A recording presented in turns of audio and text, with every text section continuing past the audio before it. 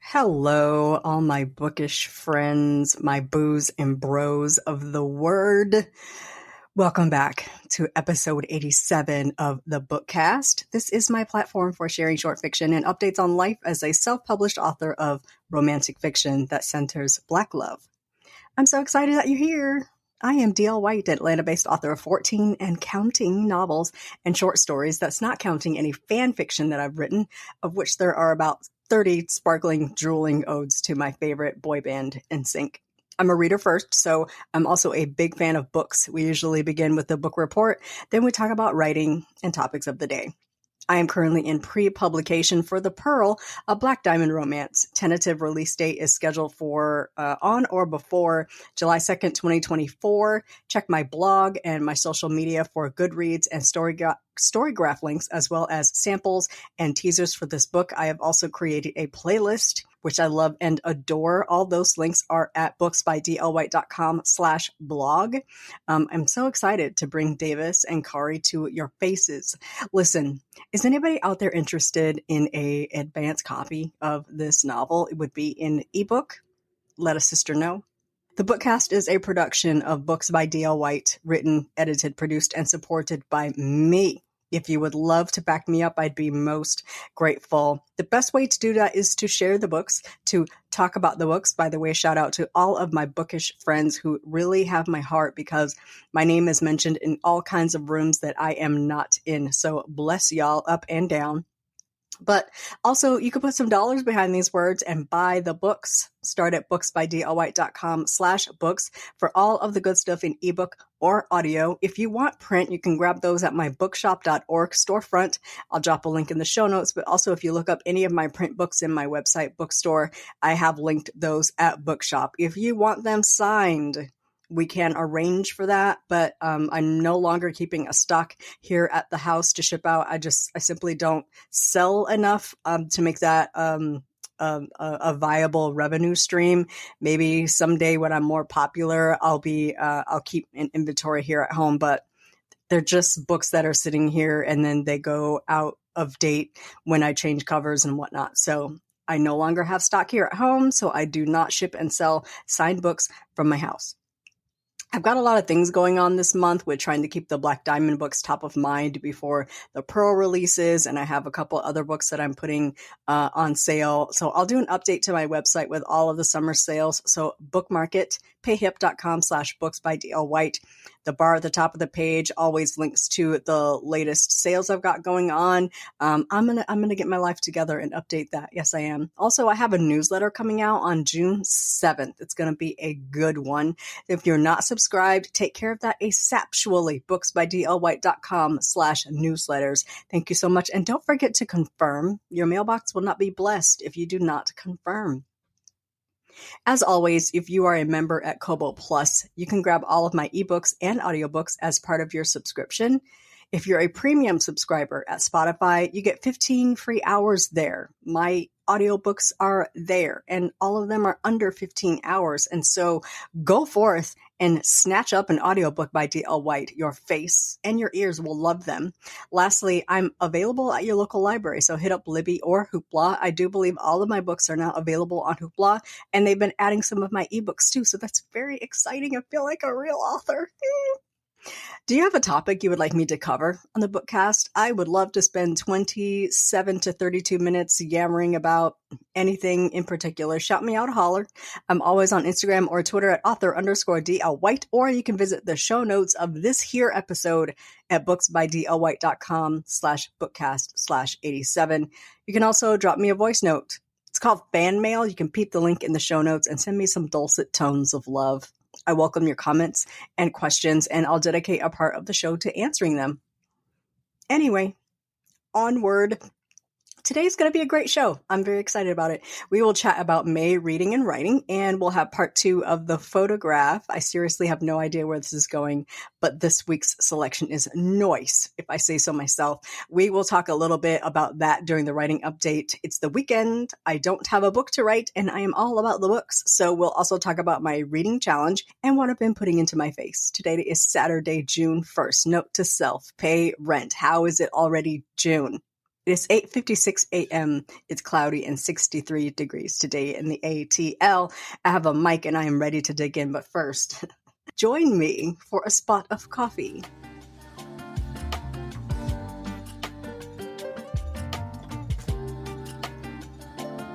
All right. I do so love my coffee break. I do actually drink coffee during that break. So I hope that you also enjoy coffee, tea, cola, bourbon. I hope you do also enjoy a beverage during that time. We begin as always with the book report because I am a bookhead. If I'm going to do anything, I'm going to read a book. I have read 83 books of my challenge to read 150 books this year. I'm 21 books ahead on my Goodreads challenge. And yes, you hear laughter in my voice. I already hear Dr. Raymond laughing at me. Monthly, he does his wrap up of the books that he has read in the month and the books that he is going to read. And so it's our opportunity to talk about how many books we got in and, what we're looking forward to reading. And this month, I happen to read a lot of books and Raymond could not deal with that. Let's talk about what I read this week and then let's recap. This week I read 5 books, I believe. I read Curvy Girl Summer. I listened to Curvy Girl Summer by Danielle Allen. This book is coming out June 11th. I got an audio arc read by Wesley Chaubon. And just let me tell you the decadence, the absolute perfection, the just slap you in your face goodness of this book. It is so freaking good. Get it immediately, asaptually, right? Like pause the podcast, go find it on her website. It's I believe it's danielleallen.com or something. I don't know. Google it, Bing it, Internet Explorer it, look it up, pre-order it right now. It's so good. It is her first traditionally published book. She came out of the gate with her foot in this book. It's so darn good. I'm so very proud of Danielle. This book is so good. Curvy Girl Summer. It is fat positive. It is steamy. It is funny. It is delightful. It's about a woman about to turn 30. She wants a boyfriend for her 30th birthday. So she hops on these internets and her adventures in online dating are reminiscent of my days in dating and also hysterical at the same time, very pathetic. Oh my goodness. So good. The rest of my week was spent with Melinda Lee because I am just digging deep into her books. I listened to Say You're Sorry, which is Morgan Dane #1. Again, Morgan Dane is the private investigator, and her books kind of sort of intertwine with the Bree Taggart series. So I also read Cross Her Heart, Bree Taggart #1, and See Her Die, Bree Taggart #2 by Melinda Lee. Got those both read or listened to this week, so I'm caught up on both of those series. Your turn, Melinda. Let's roll. And then I need Raymond to leave me alone about this. I pick on him all the time because he has sworn off of John Grisham ever since, I forget the name of that book I didn't like it either. It was terrible, but he's never reading Grisham again after that book. I can't remember the name of it. I'm not going to look it up. Anyway, I have this thing where I have a compulsion. I have to read a John Grisham book if it comes out. I don't know what it is. It's an illness. It's a sickness. He hasn't had a really, really good book in a long time. I can't help it. If it's a Grisham book, I have to buy it. I have to read it. I was the same week with Eric Jerome Dickey. If he put out a book, I would buy it. I might not read it, but I have to have it. Sometimes it's a thing. It's an illness. I don't want help. Camino Ghosts. I listened to the audio. It is read by Whoopi Goldberg. Why? I don't know. She is not the best narrator. This book would have gone so much better with a pro narrator. But anyway, it's all right. It was all right. It's a 3-star. It's a high 2, 3 ish, no higher than 3. For me, that's okay. It was okay. It wasn't terrible. It wasn't really good either. It's just this side of boring. The underlying story is what kept me going. There's a little bit of voodoo in it, a little bit of magic going on in it. Not magic, but like mostly voodoo. There is an island that a woman named Lovely claims that she owns, that her family has owned. They were enslaved, that her ancestors were previously enslaved and ended up on this island, and her ancestors have cursed this island. There is not a white man that has visited this island that has lived to tell the tale. All of them have died. This island is cursed. So the state of Florida has decided that they own this island and they're going to sell it to a developer, and they're going to build a big hotel on this island. And Lovely is now embroiled in a battle to keep this developer off the island. So she has claimed rights to this island, and she's suing the developer and the state of Florida. Like, no, you don't own this island. And besides, it's cursed. You can't build anything on it. Nobody will ever live to be on this island. So Camino Island is like this I guess this little like summer type spot. And the main character in this Camino series is a guy named Bruce that owns a little independent bookshop. And I feel like Grisham exercises his demons about being an author and the publishing industry and like the literary profession with all his little jabs at writers, particularly at self-published writers. Like I will not be surprised if in a few years Grisham comes out with a novel he has published himself, like not through his publisher, because he just takes so many jabs at self-published authors. And I'm not offended. I actually laugh at them. But his character Bruce owns a little indie bookshop, and one of the self-published authors that sells her book through his shop on commission is Lovely. And so he bought the book, he read the book, he's like, man, this is awesome. And he tells his friend, who is a traditionally published author, like, hey, this book is great. I really think that you should take this story and ask for Lovely's permission to fictionalize this and like write it up and release it. And so that's sort of the story around the story. And that is the novel of Camino Ghosts. The book is good, but I feel like Grisham had the opportunity to go really deep and make this a very exciting novel, but he took the safe route. And I don't know, the middle is very interesting. The middle is quite interesting, but in my opinion, there's no reason to read past the trial. I'm just saying that. It's not really a spoiler, but the ending is very lackluster to me. He really had the opportunity to go in with this book and have it be as good as The Partner, as good as what's the one with Samuel Jackson where everybody's sweating. He had the opportunity to make this book as good as his previous novels, but it just kind of fizzled for me. So I read it. It's like 2.5, 3 stars. It's better than his previous books, but he's still not the old Grisham. You know what I'm saying? So that's what I got read this week. This week I am reading Bitter and Sweet by Rhonda McKnight. This book also comes out June 11th. Just Like Her, a queer romance by Fiona Zed. Fiona is a personal friend of mine, a writing-ass writer, as we say. This book has been a long time coming, and I'm very excited about it. It released on May 30th. She ain't said nothing about it. She ain't said a thing about it, and I'm mad.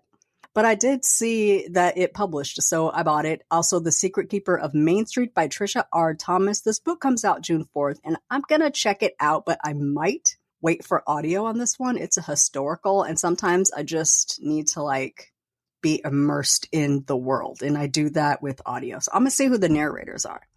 And I might wait on audio for that one, but I would definitely start it on June 4th because I would get it on the day it's released and probably listen to the whole thing on day one. That's how we do. And then I picked up Star-Crossed, an Enemies to Lovers romance Jackson Brothers book 2 by Shea Sanders, who is one of my new favorites. The Replacements was one of my favorite books of the year. That one was a grumpy sunshine, and I just absolutely loved it. I read that one as inspiration for The Pearl. I needed some grumpy sunshine inspiration action for Davis and Kari. And that book was great. So I'm really looking forward to Star-Crossed. So I've got that on my list for this week as well. Wrapping up May, I've got 22 books on my list, including The Pearl at Black Diamond by D.L. White, which I might say was a fantastic book. Some of my favorites this month was A Little Kissing Between Friends by my friend Chensia C. Higgins, Sisters with a Side of Greens by Michelle Stimson. Of course, Danielle Allen's Curvy Girl Summer was also really good. And then I think that's pretty much it for like favorites. Skin and Bones by Renee Watson. That's the one I was looking for. Really liked that book. I recommended that one also to my mom. I pay for her to have an Everand account, and she just like rarely logs into it. And it gets under my skin. Like, open it and download the book and read it. So those were my faves for May. I had 22 books read in May, which apparently is a lot. So there we go. We are already in a new month. I am already kicking it off with 4 books on my to-read list for the month. So we'll see where I end up at my next update. I told you guys last week that I will be at Resist Booksellers in Petersburg, Virginia on Saturday, June 22nd. We are celebrating Danielle Allen's Curvy Girl Summer. I'll be there 1 to 3. I am a featured author. I don't know if I'm going to have books for sale. I ain't bringing none, so hopefully Demetrius has some. But most of all, I'm just going to be there to celebrate Danielle. I can't wait to hug her and congratulate her for her great book.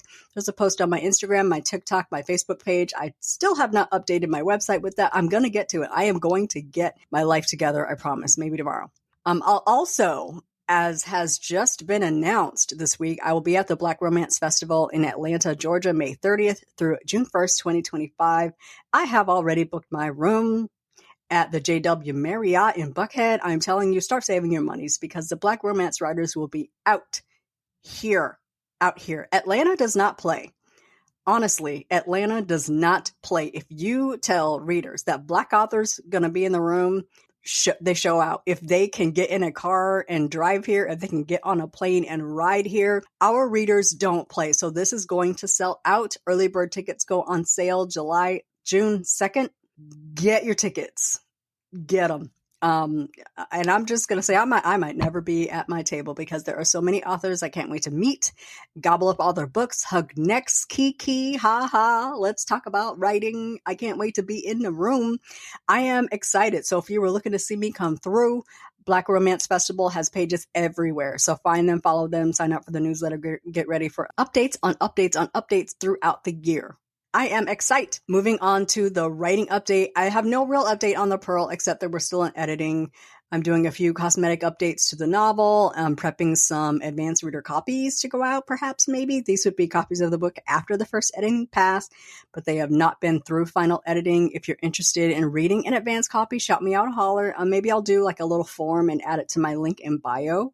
So hit me up. I am looking for people who are excited to read The Pearl and offer up an honest, tactful, don't act a donkey opinion to let other readers know. Let them know. If you haven't read Beach Thing or Elysium, I did add a bit in the front matter some previously on Black Diamond goodness, so you can catch up without having to read both books because this book will spoil the first 2, and so will my recap. I also hired author Maya to do my full wrap cover, and she is gorgeous, gorgeous, gorgeous. So the print edition should be ready to go as soon as the ebook edition is out. Y'all, I wish I had money for audio. This one would sound so amazing with Wesley's voice behind it someday. Should I do a Kickstarter? What do you think? So I want to do Elysium and The Pearl eventually someday, then go through my backlist that don't have audio. I read the Never list for the podcast, and I don't think I would cut that down to audio. It's not pro audio. I've been very tempted to voice my own books for audio. I don't think I have a pro audio voice. And as annoyed as I am at Whoopi Goldberg reading John Grisham's book, I think that's how readers would be annoyed at me reading my own book for audio. Like when Terry McMillan releases a book, she reads it herself. And like on the one hand, I don't mind, but on the other hand, like, can you just hire a narrator, please? Anyway, I also need to read home for the holidays for the podcast. So I'm thinking about doing a Christmas in July type situation, thinking out loud, spitballing, throwing out ideas. I've also been working on my front and back matter, so the book will be ready to go once edits are complete. We're getting close, and I'm getting very excited. I still don't have like a hooky promotion plan. I'm not really clever that way, but we're just going to put it out there. We'll do it live. I'm also doing a little, a bitty laid back challenge over at the Fiction Archive. It's an offshoot of the 1,000 Words of Summer challenge, which is a 2-week challenge to write 1,000 words a day. Our challenge will span June and July, and it would be hard to maintain that for 2 months. So our parameters are going to be a little bit more loose. The idea is to jump into summer with words and gear up for our most popular challenge, which is Awesome August. If you've been following me for any length of time, you know we do writing challenges over at the Fiction Archive based around birthdays of the members of NSYNC. So Awesome August celebrates JC Chassé's birthday, and Poptober celebrates Chris Kirkpatrick's birthday. Then we have a winter challenge that celebrates Justin and Joey's birthdays in January. And then we typically have a May the 4th, or it's going to be May challenge that celebrates Lance's birthday. We just did not get our stuff together this year to do it, but we always do Awesome August. Well, always since last year, do Awesome August, and always since last year do Poptober. Both usually have high participation, and I like to make sure writers are ready because I know we'll have eyes on the website.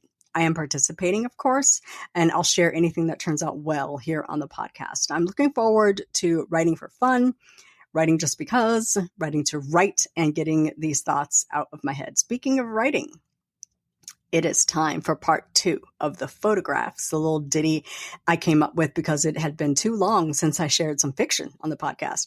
I'll close out the show after the jump. So if you're jumping here, thanks for joining me for this week's chat. Find full show notes for this episode at booksbydlwhite.com/bookcast/87. We will talk again next week for those of you continuing on. Let's get into the photograph. The photograph haunted me. Every time I closed my eyes, I saw the dimly lit room, the slumped figure tied to the chair, and the dark stains that looked suspiciously like blood.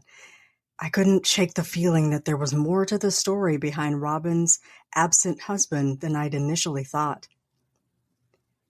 Over the next few days, I found myself increasingly preoccupied with the mystery. During my lunch breaks, I scoured the internet for any information I could find about Robin's husband, Damon. There was no mention of his disappearance, no obvious investigation, no indication that he was missing. It was like he just vanished from Robin's life without a trace. As I dug deeper, I discovered that what did exist was evidence that Damon had a criminal record. He'd been arrested several times for assault and battery, and there were rumors of his involvement in some nefarious dealings. The more I learned, the more curious I became about his absence from Robin and the children's lives. One evening, as Robin and I were finishing up a project at work, I couldn't help but bring up the subject. "I noticed you never really talk about your husband," I said carefully, gauging her reaction.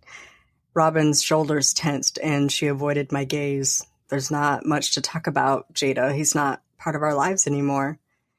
"I mean, I see that," I said, pressing, "but I know it's none of my business, but..." "That's right," she cut in.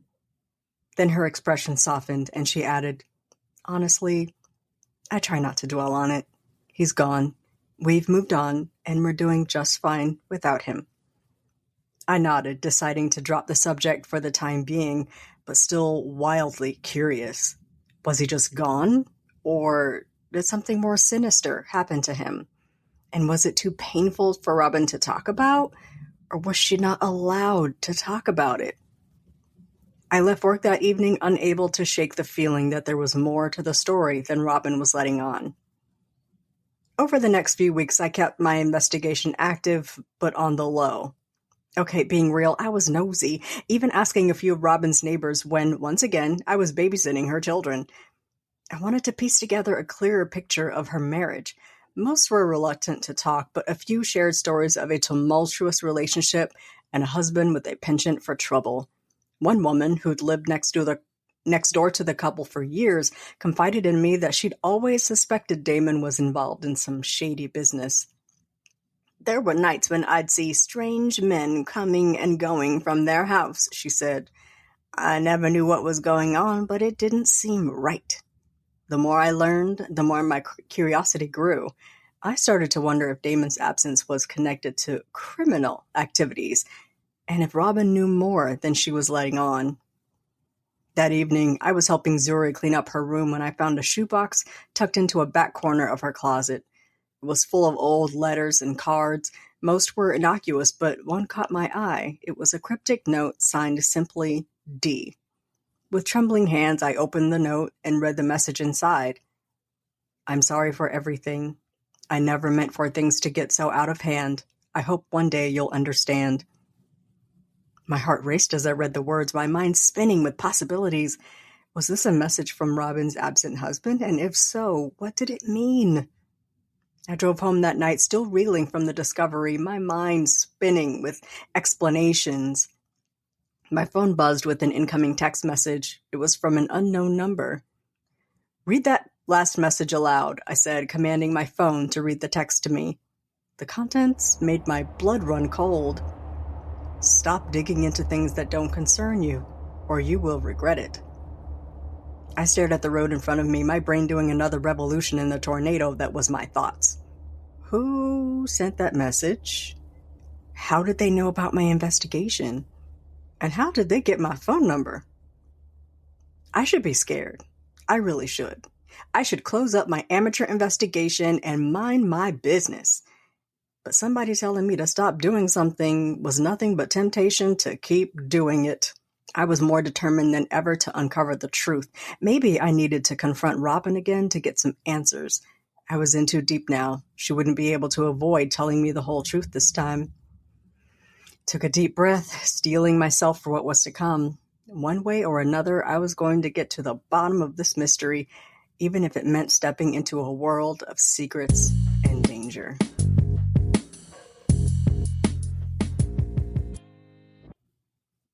That does it for part 2 of the photograph.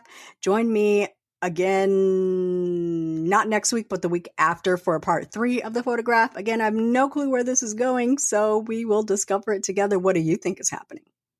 Let me know.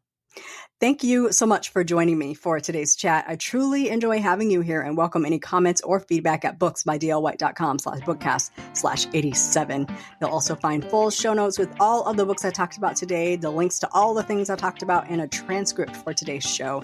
Please share the podcast if you enjoyed this episode. And if you listen on Apple Podcasts or Spotify, give a girl a rating. I'd really appreciate it. Do not forget that you can support this podcast with your book purchases by spreading the good word or by throwing some coins in the hat at bookcast.buzzsprout.com. Every little bit helps. Next Saturday, there will not be a podcast. I know, I will not miss you. I will be traveling off to visit my friends in a Midwest city ahead of a work meeting, so I will be back Saturday, June 15th. As always, please enjoy this weekend. Have a superlative week. We'll chat again soon. Bye-bye.